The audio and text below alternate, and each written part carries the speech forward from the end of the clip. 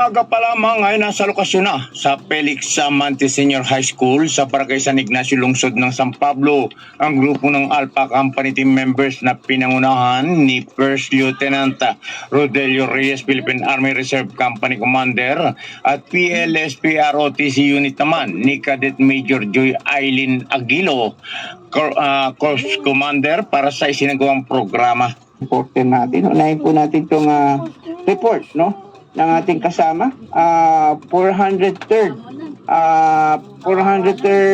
Lag CDC 4R CDG Reserve Command Philippine Army, nakaisa sa Brigada Eskwela, no? Mula sa report ni kasamang Romel Madrigal. Sir Romel, magandang gabi po. Go ahead.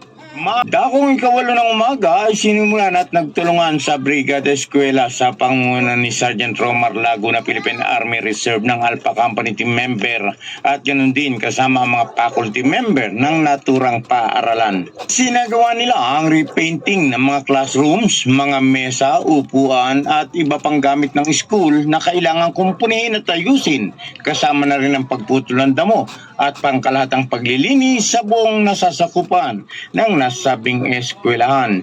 Kaya't sa sama-samang lakas ng bawat isa sa tulong ng mga opisyal ng reservice, mga personel ng Alpha Company, 18 ROTC cadets kasama mga cadets officers ay mapayapang natapos ang aktibidad.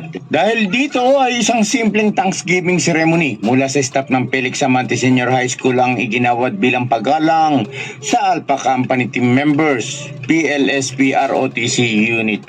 Mula sa Timog Katagalugan, ako si Romel Madrigal nag-uulat sa DCRJ 10 AM, ang Radyo Bandido TV.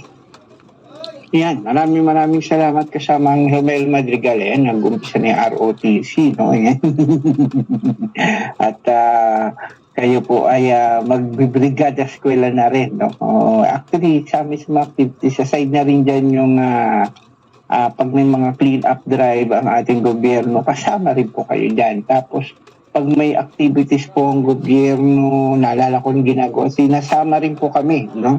O sa mga events ng government, yung LGU, yan, sinasama yan sila mga ROTC cadets at ROTC students, no?